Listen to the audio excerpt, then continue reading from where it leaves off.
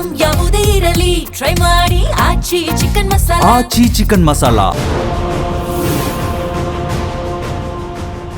Silicon city ಬೆಂಗಳೂರಿನಲ್ಲಿ ಇತ್ತೀಚೆಗೆ gas cylinder ಸಿಗ್ತಾ ಇಲ್ಲ, ಹೋಟೆಲ್ಗಳು ಬಂದ್ ಮಾಡುವಂಥ ಕೆಲಸ ಆಗ್ತಾ ಇದೆ. ಒಂದಷ್ಟು ಹೋಟೆಲ್ಗಳು ತೆಗೆದಿದ್ರೂ ಕೂಡ ಊಟ ಸೇರಿದಂತೆ ತಿಂಡಿ ವಿಚಾರದಲ್ಲಿ ಬೆಲೆ ಏರಿಕೆ ಮಾಡುವಂಥ ಕೆಲಸ ಆಗಿದೆ. ಆದರೆ ಇಲ್ಲೊಬ್ರು ಇದ್ದಾರೆ, NGO ಚಾರಿಟಿ, ಇಲ್ಲಿ ನೋಡಿ ತೋರಿಸ್ತೀನಿ, ರೋಟಿ ಚಾರಿಟಿ ಟ್ರಸ್ಟ್ ಎನ್ನುವಂಥ ಈ ಒಂದು ಟ್ರಸ್ಟ್ ವತಿಯಿಂದ ಬರೋಬ್ಬರಿ ಹೆಚ್ಚು ಕಡಿಮೆ 10 ವರ್ಷಕ್ಕಿಂತಲೂ ಹೆಚ್ಚು ದಿನದಿಂದಲೂ ಕೂಡ ಉಚಿತವಾದಂಥ ಊಟ ಸೇವೆಯನ್ನು ಕೊಡುವಂಥ ಕೆಲಸ ಮಾಡ್ತಾ ಇದ್ದಾರೆ. ನೋಡ್ಬೋದು ಇಲ್ಲಿ ನೀವು ಪ್ರತಿನಿತ್ಯವೂ ಕೂಡ ಮಧ್ಯಾಹ್ನ 12:30 ಆಗ್ತಿದ್ದಂಗೆ ಪ್ರತಿನಿತ್ಯ 200ಕ್ಕೂ ಹೆಚ್ಚು ಜನರು, ಅಂದರೆ ಇಲ್ಲಿ ಸುತ್ತಲೂ ನಿಮಾನ್ಸ್ ಆಸ್ಪತ್ರೆ ಸೇರಿದಂತೆ ಸುತ್ತಲೂ 4-5 ಆಸ್ಪತ್ರೆಗಳಿದ್ದಾವೆ, ರಾಜೀವ್ ಗಾಂಧಿ ಆಗ್ಬೋದು ಸೇರಿದಂತೆ ಇನ್ನಿತರ ಆಸ್ಪತ್ರೆಗಳು. ಆ ಆಸ್ಪತ್ರೆಗೆ ಬರುವಂಥ ಸಿಬ್ಬಂದಿಗಳು ಸೇರಿದಂತೆ ಆ ಅನಾರೋಗ್ಯಸ್ಥರ ಫ್ಯಾಮಿಲಿಗಳೆಲ್ಲವೂ ಕೂಡ ಊಟದಿಂದ ಊಟ ನೀರು ಇಲ್ಲದೆ ಸಮಸ್ಯೆಯಿಂದ ಬಳಲಬಾರ್ದು ಎನ್ನುವಂಥ ಉದ್ದೇಶವನ್ನು ಇಟ್ಕೊಂಡು ಪ್ರತಿನಿತ್ಯವೂ ಕೂಡ ಉಚಿತವಾದಂತಹ ಊಟದ ಸೇವೆಯನ್ನು ಕೊಡುವಂಥ ಕೆಲಸವನ್ನು ಮಾಡ್ತಾ ಇರುವಂಥದ್ದು ಗುಲಾಬ್ ಎನ್ನುವಂಥ ವ್ಯಕ್ತಿಯವ್ರ ಕಡೆಯಿಂದ. ನೋಡ್ಬೋದು ನೀವು ಪ್ರತಿನಿತ್ಯವೂ ಕೂಡ ಮಧ್ಯಾಹ್ನ 12:30ಕ್ಕೆ ಜನ ಹಾಜರಿರ್ತಾರೆ. ಅಲ್ಲಿ ಪೇಷಂಟ್ಗಳು ಒಂದು ಕಡೆ ಆದರೆ ಪೇಷಂಟ್ಗಳ ಕುಟುಂಬದ ಪ್ರತಿನಿತ್ಯವೂ ಕೂಡ ಊಟದಿಂದ ಸಮಸ್ಯೆಯನ್ನು ಅನುಭವಿಸಬಾರ್ದು, ಯಾವುದೇ ಕಾರಣಕ್ಕೂ ಕೂಡ ಒಬ್ಬ ವ್ಯಕ್ತಿ ಹೊಟ್ಟೆಗೆ ಊಟ ಇಲ್ಲದೆ ಬಳಲಬಾರ್ದು ಎನ್ನುವಂಥ ಉದ್ದೇಶವನ್ನು ಇಟ್ಕೊಂಡು ಇಷ್ಟೂ ಜನರಿಗೆ ಊಟದ ಸೇವೆಯನ್ನು ಪ್ರತಿನಿತ್ಯವೂ ಕೂಡ ಕೊಡ್ತಾ ಇರುವಂಥದ್ದು ನೋಡ್ತಾ ಹೋಗ್ಬೋದು. ಅನ್ನ ಸಾಂಬಾರು ಸೇರಿದಂತೆ ಪ್ರತಿನಿತ್ಯವೂ ಕೂಡ ಒಂದೊಂದು ಮೆನುವನ್ನು ಇಟ್ಟುಕೊಂಡು 12:30 ಆಗ್ತಿದ್ದಂಗೆ ನಿಮಾನ್ಸ್ ಆಸ್ಪತ್ರೆಯ ಬಳಿ ಬಂದು ನಿಲ್ಲುವಂಥ ಕೆಲಸ ಆಗುತ್ತೆ. ಆ ವೆಹಿಕಲ್ ಬಂದು ನಿಲ್ತಿದ್ದಂಗೆ ನೂರಾರು ಜನರು ಬಂದು ಊಟವನ್ನು ಸೇವಿಸುವಂಥ ಕೆಲಸವನ್ನು ಮಾಡ್ತಾರೆ. ಸದ್ಯಕ್ಕೆ ನೋಡ್ತಾ ಹೋಗ್ಬೋದು ನೀವು, ಪ್ರತಿನಿತ್ಯವೂ ಕೂಡ ಊಟದ ಸೇವೆ ಕೊಡ್ತಿರುವಂಥ ಕಾರಣದಿಂದಾಗಿ ಜನರು ಕೂಡ ರುಚಿಯಾದಂಥ ಊಟವನ್ನು ಸೇವಿಸುವಂಥ ಕೆಲಸ ಮಾಡ್ತಾ ಇದ್ದಾರೆ. ಬನ್ನಿ ಅವ್ರನ್ನ ಮಾತಾಡ್ತಾ ಹೋಗೋಣ. ಈ ಒಂದು ಸಂದರ್ಭದಲ್ಲಿ ಬೆಂಗಳೂರಿನಲ್ಲಿ ಗ್ಯಾಸ್ ಸಿಲಿಂಡರ್ ಸಮಸ್ಯೆಯ ನಡುವೆ ಬೆಲೆ ಏರಿಕೆ ಆಗಿರುವಂಥ ವಿಚಾರ ಬಗ್ಗೆ ಒಬ್ಬ ವ್ಯಕ್ತಿ ಜನಸಾಮಾನ್ಯರಿಗೆ ಉಚಿತ ಊಟವನ್ನು ಕೊಡುವಂಥ ಸಂದರ್ಭದಲ್ಲಿ ಜನ ಏನು ಹೇಳ್ತಾರೆ, ಊಟವನ್ನು ಸೇವಿಸ್ತಿರುವಂಥ ವ್ಯಕ್ತಿಗಳು. ಸರ್, ಹೇಗಿದೆ ಸರ್ ಊಟ? ಪ್ರತಿನಿತ್ಯವೂ ಕೂಡ ಹೆಚ್ಚು ಕಡಿಮೆ 10 ವರ್ಷದಿಂದ ಊಟ ಸೇವೆಯನ್ನು ಮಾಡ್ತಿರುವಂಥ ಈ ಒಂದು ವ್ಯಕ್ತಿ ಸಂಬಂಧಪಟ್ಟಾಗ ಏನು ಹೇಳ್ಬೋದು ನೀವು? ಏನಿಲ್ಲ ಸರ್, ಬೆಸ್ಟ್ ಊಟ ಆಗ್ತಾರೆ ಬೆಂಗಳೂರು. ನಾವು ತುಂಬ ದೂರದಿಂದ ಬಂದೀವಿ. ನಮ್ಮ ಮಗುಗೆ 3 ತಿಂಗಳಲ್ಲಿ ಅಡ್ಮಿಟ್ ಮಾಡಿ ನಾವು ಕಂಟಿನ್ಯೂ ಇಲ್ಲೇ ಊಟ ಮಾಡ್ತಿದ್ದೀನಿ. ನಾನು ಊಟ ಚೆನ್ನಾಗಿದೆ ಸರ್, ಊಟದಿಂದ ಏನೋ ತೊಂದರೆ ಇಲ್ಲ ಸರ್. ದೇವ್ರ ದಯಾಲಂದು ಎಲ್ಲ ಆರೋಗ್ಯ ಊಟ ಎಲ್ಲ ಚೆನ್ನಾಗಿ ನಡೆದಿದೆ ಸರ್. ಇಷ್ಟೇ ಸರ್ ನಾನು ಹೇಳಿಕೆ. ಮತ್ತೆ ಎಲ್ಲಾದ್ರೂ ಹೊರಗಡೆ ಹೋದ್ರೆ ನಮ್ಗೆ 10 ರೂಪಾಯಿ ಕೊಡಿ, 10 ರೂಪಾಯಿ ಊಟ ಕೊಡಿ ಅಂದ್ರೆ ಯಾರು ಕೊಡಲ್ಲ. ಯಾವ್ದಾರು ಹಸಿವಂತ ಹೋದ್ರೆ ಹೋಟೆಲಲ್ಲಿ ಕೂಡ ವಾಪಸ್ ಕಳಿಸುವಂತ ಕೆಲಸ ಮಾಡ್ತಾರೆ. ಅಂದ್ರೆ 10 ವರ್ಷದಿಂದ ಕೊಡ್ತಾರೆ ಅಂತಂದ್ರೆ ಸಾಮಾನ್ಯನಾ ಅದು? ಇಲ್ಲ ಸರ್, ಬೆಸ್ಟ್ ಸರ್ ಊಟ, ಬೆಸ್ಟ್ ಊಟ ಸರ್. ಏನು ತೊಂದರೆ ಸರ್, 10 ವರ್ಷದ ಊಟ ಕೊಡೋದು ಚೆನ್ನಾಗಿ ಸರ್ ಊಟ. ನಮಗೆ ಜನಗಳಿಗೆ ಮಾತ್ರ ಏನು ತೊಂದರೆ ಇಲ್ಲ ಸರ್ ಊಟದ. ದೇವ್ರ ದಯದಿಂದ ಹೊಟ್ಟೆ ತುಂಬ ಊಟ ಮಾಡ್ತಿದ್ದೇವೆ ಸರ್. ಇಷ್ಟೇ ನನ್ನ ಬೇಡಿಕೆ, ಮತ್ತೇನಿಲ್ಲ ಸರ್ ಬೆಳಕಿನ. ಸರ್, ಈಗ ಬೆಂಗಳೂರಿನಲ್ಲಿ ಗ್ಯಾಸ್ ಸಮಸ್ಯೆ ಅಂತಾರೆ. ಗ್ಯಾಸ್ ಸಮಸ್ಯೆ ಇದ್ರೂ ಕೂಡ ನಿಮಗೆ ಅನ್ನದಾನ ಕೊಡುವಂಥದ್ದು ಹೆಂಗೆ ಅನ್ಸುತ್ತೆ? ಕಂಟಿನ್ಯೂ ಕೊಡ್ತಾ ಇದ್ದಾರೆ ಊಟ. ನಮ್ಗೆ ಗ್ಯಾಸ್ ಸಮಸ್ಯೆ ಇದ್ದರೆ ಊಟ ಕಂಟಿನ್ಯೂ ಮಾಡ್ತಾ ಇದ್ದೀವಿ ಸರ್ ನಾವು. ಇಷ್ಟೇ ಸರ್ ನನ್ನ ಹೇಳಿಕೆ. ಊಟ ಮಾತ್ರ ಕಂಟಿನ್ಯೂ ಮಾಡ್ತಾ ಇದ್ದೀವಿ ಸರ್. ಗ್ಯಾಸ್ ಪಿರಿ ಆಗಿದೆ ಹೇಳ್ತಾ ಇದ್ದಾರೆ, ಆದರೆ ಊಟ ಮಾತ್ರ ಇದು ಕಂಟಿನ್ಯೂ ನಾವು ಮಾಡ್ತಾ ಇದ್ದೀವಿ. ಇದೇ ಊಟ ಕಂಟಿನ್ಯೂ ಮಾಡ್ತಾ ಇದ್ದೀವಿ. ಇಲ್ಲಿ ಬೆಳಗ್ಗೆ ಮಧ್ಯಾಹ್ನ ಸಂಜೆಗೆ ಇಲ್ಲಿ ಕಂಟಿನ್ಯೂ ಊಟ ಮಾಡ್ತಾ ಇದ್ದೀವಿ. ನಾವು ಚೆನ್ನಾಗಿ ಊಟ ಮಾಡ್ತೀವಿ ಸರ್. ಹೇಗಿದೆ ರುಚಿ? ಹೇಗಿದೆ ರುಚಿ? ಚೆನ್ನಾಗಿದೆ ಸರ್, ಭಾರಿ ಬೆಸ್ಟ್ ಊಟ ಸರ್. ಇದೇ ರೊಕ್ಕ ಹೊರಗೆ ಕಡೆ ಊಟ ಸಿಗಂಗಿಲ್ಲ ಸರ್. ನಮಗೆ 100 ರೂಪಾಯಿ ಕೊಟ್ಟು ಊಟ ಹೊರಗಡೆ ಸಿಗಂಗಿಲ್ಲ ಸರ್. ಇಲ್ಲಿ ಮಾತ್ರ ರುಚಿ ಅಂದ್ರೆ ರುಚಿ ಅನ್ನ, ಅಂದ್ರೆ ಮನೆ ಊಟ ತಿಂದಂಗೆ ಫೀಲು. ಬೆಸ್ಟ್ ಮನೆ ಊಟಕ್ಕೆ ಬೆಸ್ಟ್ ಊಟ ಇಲ್ಲಿ ಬೆಂಗಳೂರು ಹತ್ರ. ಇದು ಊಟ ನಮ್ಗೆ ಬೆಸ್ಟ್ ಸರ್. ಸಾಮಾನ್ಯವಾಗಿ 1 ದಿನ 2 ದಿನ ಕೊಡುವಂಥದ್ದೇ ಸಿಕ್ಕಾಪಟ್ಟೆ ಕಷ್ಟ ಆಗ್ಬಿಡುತ್ತೆ. 10 ವರ್ಷ ಹೆಚ್ಚು ಕಡೆ 3600ಕ್ಕೆ ಹೆಚ್ಚು ದಿನಗಳು ಕೊಡ್ತಾರಂದ್ರೆ ಏನನ್ಸುತ್ತೆ? ಇಲ್ಲ, ಒಳ್ಳೆ ಊಟ ಸರ್, ಬೇಯಿಸ್ಕೊಡ್ತಾರೆ ಸರ್. ಇಲ್ಲಿ ಬೆಂಗಳೂರು ಬಂದಾಗಲೇ ಸರ್ ಊಟಕ್ಕೆ ನಮ್ಗೇನು ಚಿಂತೆ ಇಲ್ಲ ಸರ್. ನಮ್ಮ ರಾಯಚೂರಲ್ಲಿ ಇನ್ನ ಬೇಕಿದ್ರೆ ಊಟ ಇಲ್ಲ ಸರ್, ಅಷ್ಟೊಂದು ನೀಡಂಗಿಲ್ಲ. ಇಲ್ಲಿ ಬೆಂಗಳೂರಲ್ಲಿ ಮಾತ್ರ ಬೇಯಿಸಿ ಹಾಕಿದ್ದಾರೆ ಸರ್. ಸುಮಾರು 1 ವಾರ ಆಯ್ತು ಸರ್ ಬಂದ ಕಷ್ಟ. ಊಟಕ್ಕೆ ಏನು ಚಿಂತೆ ಏನಿಲ್ಲ ಸರ್, ಬೇಯಿಸ್ಕೊಡ್ತಾರೆ ಸರ್. ಕೆಲ ಕ್ಯಾಂಟೀನಲ್ಲಿ ಹೋದ್ರೆ ಮತ್ತೆ ಒಂದೊಂದ್ಸತಿ ಸಿಗಂಗಿಲ್ಲ ಸರ್ ಜಲ್ದಿ ಊಟ. ಇಲ್ಲಿ ಮಾತ್ರ ಉಚಿತ ಬೇಯಿಸಿ ಸಿಗುತ್ತೆ ಸರ್ ಊಟ. ಇದೇ ಊಟ ಹೊರಗಡೆ ಕ್ಯಾಂಟೀನ್ಗೆ ಹೋಟೆಲ್ಗೆ ಹೋದ್ರೆ ಎಷ್ಟು ಕೊಡ್ಬೇಕಾಗತ್ತೆ? ಹೋಟೆಲ್ಗೆ ಹೋದ್ರೆ 40 ರೂಪಾಯಿ 50 ರೂಪಾಯಿ ಕೊಡ್ಬೇಕಾಗ್ತದೆ ಸರ್. 40-50ಗೂ ಸಿಕ್ಕಲ್ಲ, ಈಗ 100 ಸಿಗಲ್ಲ ಸರ್. ಹೌದು ಸರ್, ಇಲ್ಲ ಸರ್, ಹೌದು ಸರ್, ಅದನ್ನ ಗ್ಯಾರಂಟಿ ಸರ್. ಉಚಿತವಾಗಿ ಇಷ್ಟು ಬೇಸ ಸರ್ ಊಟ ಮಾತ್ರ ಜಬರ್ದಸ್ತ್ ಸರ್. Okay, thanks. ಇಷ್ಟು ದಿನಗಳಿಂದ ಕೊಡ್ತಾರಂತಂದ್ರೆ ಸಾಮಾನ್ಯದ ಕೆಲಸ ಅಲ್ಲ. ಪ್ರತಿ ತಿಂಗಳಿಗೆ ಏನಾದ್ರು ಒಂದು 50-60 ಸಾವಿರ ರೂಪಾಯಿ ಖರ್ಚಾಗತ್ತೆ. ಹೆಂಗ್ ಸಾಧ್ಯ ನಿಮ್ಮಂಥವ್ರಿಗೆಲ್ಲ ಊಟ ಸೇವೆ ಕೊಡಕ್ಕೆ ಅಂತೇಳಿ? ಹೌದು ಸರ್, ಅಂದ್ರೆ ಹೆಂಗ ಸಾಧ್ಯನೋ ಗೊತ್ತಿಲ್ಲ ಸರ್. ಅವ್ರಿಗೆ ದೇವರೇ ಪ್ರಯತ್ನ ಮಾಡ್ತಾರೆ, ಹೆಂಗೆ ಗೊತ್ತಿಲ್ಲ ಸರ್. ದೇವರೇ ಒಳ್ಳೇದು ಮಾಡ್ರಿ ಸರ್. ಅವ್ರಿಗೆ ಬೇಯಿಸ್ಕೊಡ್ತಾರೆ ಸರ್ ಊಟ. ನೀವೇನು ನಿಮ್ಮಾನ್ಸ್ ಆಸ್ಪತ್ರೆಗೆ ಬಂದಿದ್ರೆ ಎಲ್ಲಿಗೆ ಬಂದಿದ್ದೀರಿ ನೀವು? ಇಂದಿರಾ ಗಾಂಧಿ ಆಸ್ಪತ್ರೆ. ಏನಾಗಿತ್ತು ನಿಮ್ಮ ಕುಟುಂಬದವ್ರಿಗೆ? ಸ್ವಲ್ಪ ತಲೆ ಸ್ವಲ್ಪ ಪ್ರಾಬ್ಲಮ್ ಅದ ಸರ್ ನಮ್ಮ ಹುಡುಗ ಅದ್ರ ಸಲುವಾಗಿ ಬಂದ್ವಿ ಸರ್. ಅಂದ್ರೆ ಊಟಕ್ಕೇನು ಸಮಸ್ಯೆ ಇಲ್ಲ ಇಂಥ ಜಾಗಕ್ಕೆ ಬಂದ್ರೆ? ಇಲ್ಲ ಸರ್, ಊಟಕ್ಕೇನು ಸಮಸ್ಯೆ ಇಲ್ಲ. ಇದುವರೆಗೆ ಇದು ಬಂದಿನ ಸರ್, ಊಟಕ್ಕೇನು ಸಮಸ್ಯೆ ಇಲ್ಲ. ಬಂದು ನೀಡ್ತಾರೆ ಸರ್ ಪಾಪ. ಎಲ್ಲ ಗಾಡಿದ ತಂದು ಕಸಿ ನೀಡಿ ಹೋಗ್ತಾರೆ ಸರ್. ಊಟಕ್ಕೇನು ಸಮಸ್ಯೆ ಇಲ್ಲ. ಎಲ್ಲ ರುಚಿ ಮಾತ್ರ ಭಾಳ ಇರ್ತದೆ ಸರ್. ಊಟ ಮತ್ತೆ ಮನೆ ಊಟ ತಿಂದಂಗೆ ಇರುತ್ತೆ. ಮನೆ ಊಟ ತಿಂದಂಗೆ ಇರ್ತದೆ ಸರ್ ಊಟ. हम पश्चिम बंगाल से आए हैं, इधर आके लड़का को लेके बीमार के लिए आए हैं।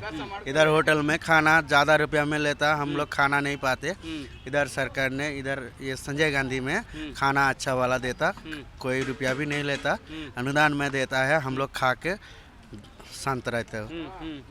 खाना खाने के लिए इधर उधर घूमना नहीं, इधर आना तो खाना मिल जाएगा। तो होटल जाकर कितना होता है फूड? वो एक आदमी को मांस खाएगा तो 300 रुपया से ज़्यादा ले लेते इधर। हमारा पास रुपया नहीं है, इधर दे रहा है, इसलिए आके खा रहा हूँ मैंने। गुलाब सर का क्या बोलता है?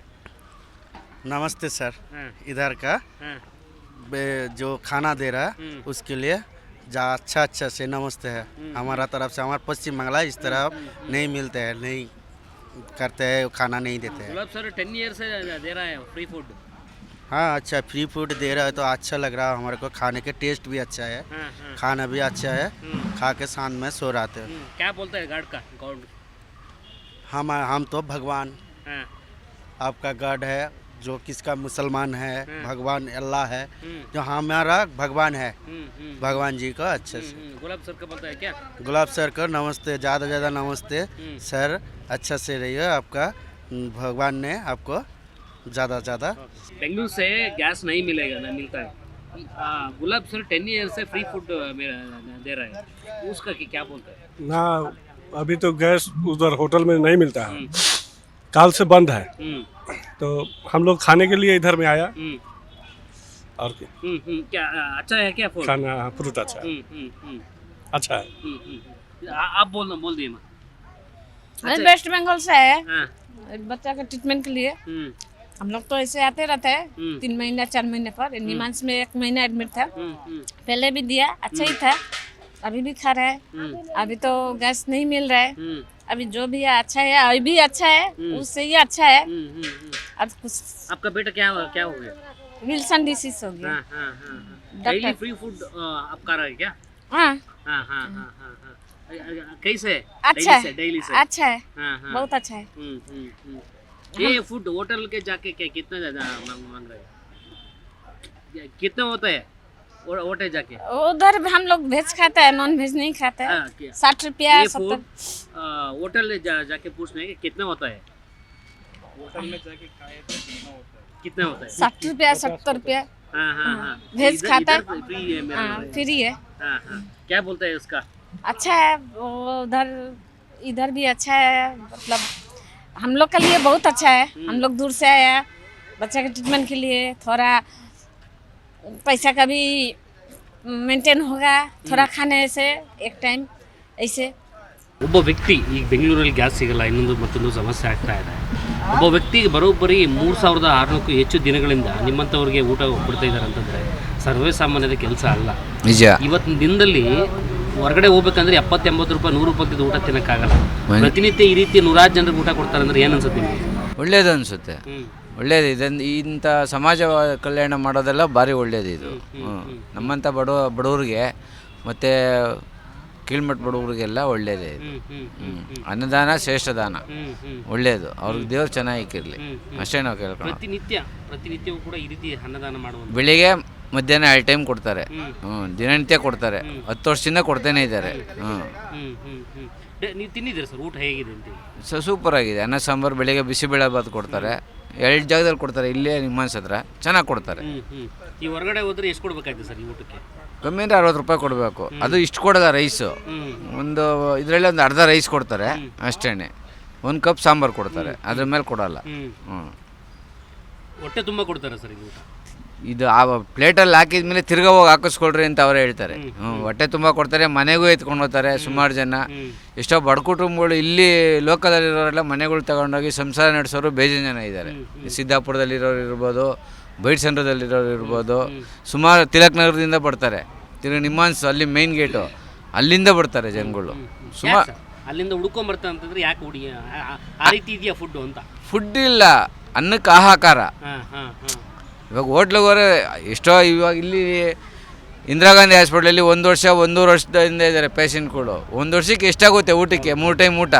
ಇಲ್ಲಿ ಫ್ರೀ ಕೊಡೋ ಜಾಗದಲ್ಲಿ ತಿಂತಾರೆ, ಫ್ರೀಯಾಗಿ ತಿಂತಾರೆ ಊಟಗಳು. ಹಂಗಾಗಿ ಇದು ಒಳ್ಳೇದಿದು, ಒಳ್ಳೆ ಕಾರ್ಯ. ರುಚಿ ಸರ್, ಹೋಟೆಲ್ ರುಚಿ ಇರುತ್ತಾ, ಮನೆ ಊಟ ರುಚಿ ಇರುತ್ತಾ? ಇದು ಮನೆ ಊಟ ಇದು. ಅದು ಹೋಟೆಲ್ಲಿ ಸೋಡಾ ಗೀಡ ಟೇಸ್ಟಿಂಗ್ ಪೌಡರ್ ಹಾಕಿ ಕೊಡ್ತಾರೆ.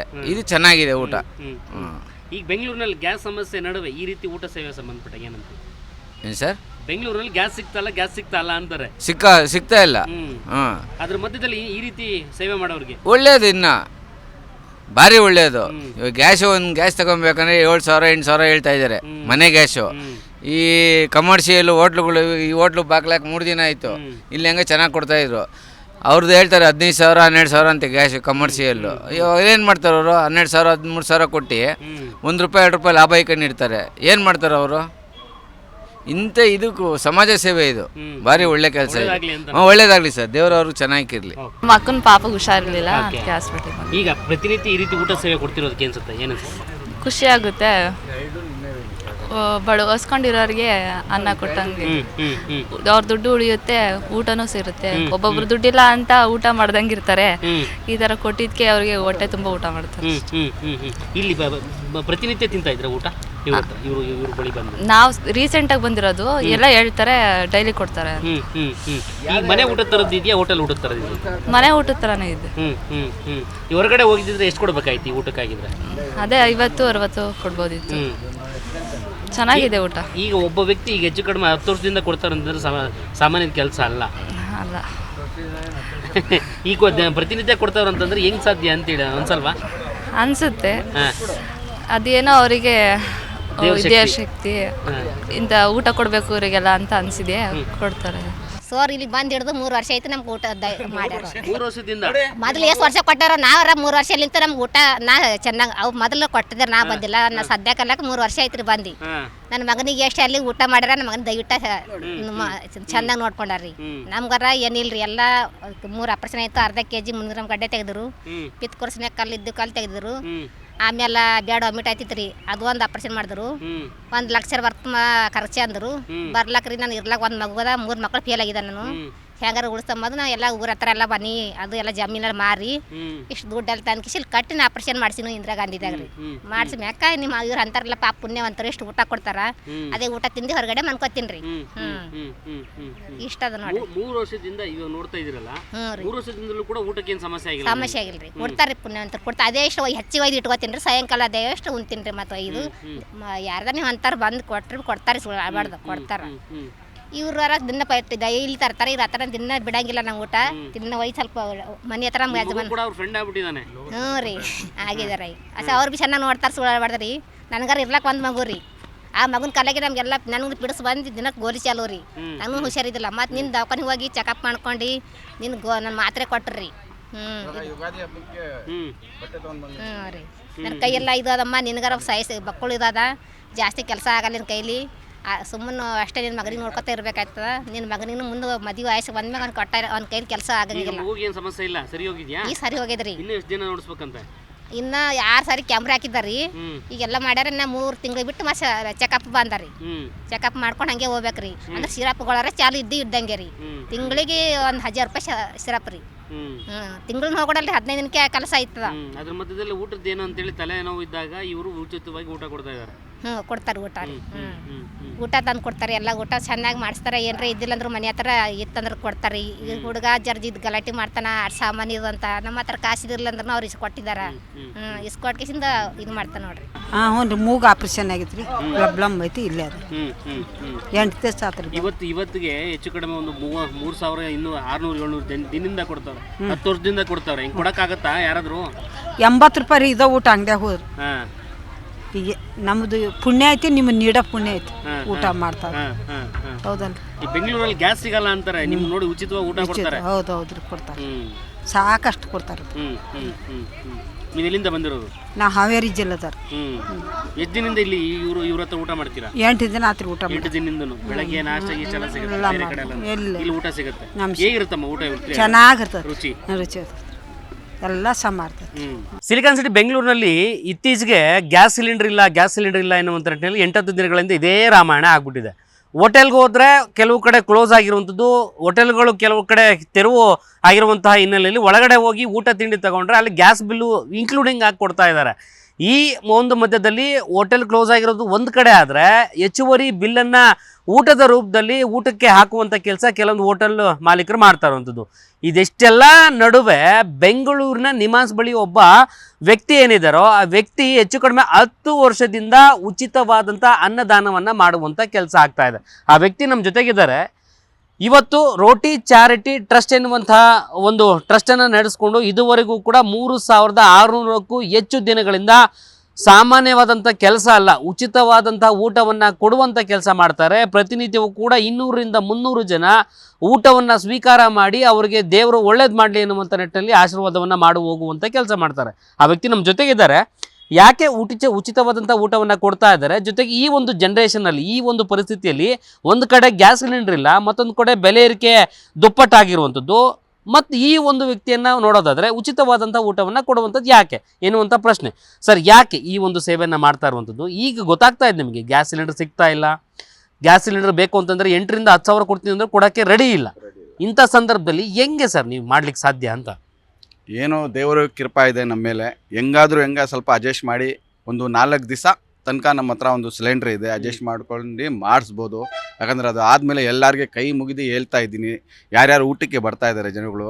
ಇವಾಗ 4 ದಿವಸ ಇರುತ್ತೋ 5 ದಿವಸ ಇರುತ್ತೆ, ಆದಮೇಲೆ ಏನಾಗುತ್ತೋ ಗೊತ್ತಾಗ್ತಾ ಇಲ್ಲ. ಯಾಕಂದರೆ ಭಾಳ ತೊಂದರೆ ಆಗಿಬಿಡ್ತಾ ಇದೆ ಗ್ಯಾಸ್ಗೆ. ಅಂದರೆ ನಮ್ಮ ಕುಕ್ಗೆ ಆ ಸೌದೆನಲ್ಲಿ ಮಾಡೋಕ್ಕೆ ಐಡಿಯಾ ಇಲ್ಲ, ಯಾಕಂದರೆ ನಮ್ಮದು ಕಿಚನ್ ಒಳಗಡೆ ಇರೋದು ಆ ಥರ ಇದೆ. ಗ್ಯಾಸ್ ಇಲ್ಲ ಅಂದರೆ ತುಂಬ ಕಷ್ಟ ಆಗಿಬಿಡುತ್ತೆ. ಯಾಕಂದರೆ ಅದು ಕಷ್ಟ ಅದು ಕೋವಿಡ್ನಲ್ಲಿ ಬಂದಿದ್ದು ಕಷ್ಟ, ಅದು ಬೇರೆ ಕಷ್ಟ, ಅದಕ್ಕಿಂತ ಇದು ಜಾಸ್ತಿ. ಯಾಕಂದರೆ ಆ ಟೈಮ್ನಲ್ಲಿನೂ ನಮಗೆ ಗ್ಯಾಸ್ ಸಿಗ್ತಾ ಇತ್ತು, ಹೆಂಗಾದ್ರೂ ಒಂದು ಗ್ಯಾಸ್ ಸಿಗ್ತಾ ಇತ್ತು. ಈ ಟೈಮ್ನಲ್ಲಿ ಖಂಡಿತ ನಮಗೆ ಗ್ಯಾಸ್ ಸಿಗ್ತಾಯಿಲ್ಲ. ಹೆಂಗೋ ಅಡ್ಜಸ್ಟ್ ಮಾಡಿ ಬೇರೆ ಮನೆಯವ್ರ ಹತ್ರ ಸ್ವಲ್ಪ ರಿಕ್ವೆಸ್ಟ್ ಮಾಡಿ ಒಂದೊಂದು ಸಿಲಿಂಡ್ರ್ ತೊಗೊಂಡು ಅಡ್ಜಸ್ಟ್ ಮಾಡ್ತಾಯಿದ್ವಿ. ಯಾಕಂದರೆ ನಮಗೆ 2 ದಿವಸಕ್ಕೆ 1 ಸಿಲಿಂಡ್ರ್ ಆಗುತ್ತೆ. ಇವಾಗ 250 ಜನಕ್ಕೆ ನಾವು ಡೈಲಿ ಊಟ ಮಾಡಿಸ್ಬೇಕು ಮಧ್ಯಾಹ್ನ ಟೈಮ್ನಲ್ಲಿ. ತುಂಬ ಕಷ್ಟ ಆಗ್ತಾಯಿದೆ. ನೋಡೋಣ, ಒಂದು 5 ದಿವಸ ತನಕ ಒಂದು ಸ್ಟಾಕ್ ಇದೆ.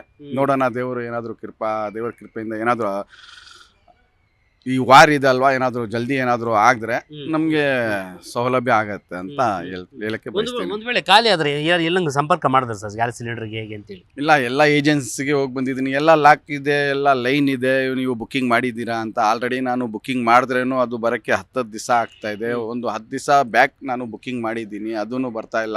ಯಾಕಂದರೆ ನಾನು ಕಮರ್ಷಿಯಲ್ ಯೂಸ್ ಮಾಡ್ಕೊಂಡಿದ್ದು, ಅದನ್ನು ಇವಾಗ ಸಪ್ಲೈನೇ ಮಾಡ್ತಾ ಇಲ್ಲ. ಇವಾಗ ನನ್ನ ಮನೆಯಲ್ಲಿ ಇದ್ದಿದ್ದು ಎಕ್ಸ್ಟ್ರಾ ಸಿಲಿಂಡ್ರು ಅದು ತೊಗೊಂಡು ಬಂದುಬಿಟ್ಟು ಯೂಸ್ ಮಾಡ್ತಾ ಇದ್ದೀನಿ ನಾನು. ಸರ್, ಈಗ ಹೆಚ್ಚು ಕಡಿಮೆ 10 ವರ್ಷ ಹೆಂಗೆ ಸಾಧ್ಯ ಸರ್ ಇದು ಅಂತೇಳಿ? 10 ವರ್ಷದಿಂದ, ಯಾಕಂದರೆ ಇಲ್ಲಿ ಸುಮಾರು ಜನ ಅನೇಕ ಸ್ಟೇಟಿಂದ ಬಂದಿರ್ತಾರೆ. UP, ಬಿಹಾರ್, ಒಡಿಶಾ, ವೆಸ್ಟ್ ಬೆಂಗಾಲ್, ಕಲ್ಕಟ್ಟ ಮತ್ತು ಕರ್ನಾಟಕದಿಂದ ಗುಲ್ಬರ್ಗ, ರಾಯಚೂರು, ಬಳ್ಳಾರಿ. ಯಾಕಂದರೆ ಇಲ್ಲಿ 4 ಹಾಸ್ಪಿಟಲ್ ಇದೆ. ನಿಮ್ಯಾನ್ಸ್ ಹಾಸ್ಪಿಟಲ್ ಇದೆ, ಮತ್ತು ಇಂದಿರಾ ಗಾಂಧಿ ಚಿಲ್ಡ್ರನ್ಸ್ ಹಾಸ್ಪಿಟಲ್ ಇದೆ ಮಕ್ಕಳದು, ಮತ್ತು TB ಹಾಸ್ಪಿಟಲ್ ಇದೆ, ಸಂಜಯ್ ಗಾಂಧಿ ಹಾಸ್ಪಿಟಲ್ ಇದೆ. ಸ್ವಲ್ಪ ಒಂದು 4 ಮೀಟ್ರ್ ಡಿಸ್ಟೆನ್ಸ್ನಲ್ಲಿ ಒಂದು ಕಿಡ್ವೆ ಹಾಸ್ಪಿಟಲೂ ಇದೆ ಕ್ಯಾನ್ಸರ್ದು. ಯಾಕಂದರೆ ಇಲ್ಲಿ ಬರೋರು ಜನ ಪಾಪ ಎಲ್ಲರೂ ಬಡವರು, ಎಲ್ಲ ಮಿಡಿಲ್ ಕ್ಲಾಸಿಂದ ಲೋ ಕ್ವಾಲಿಟಿ ಅವರು ಬರೋರು.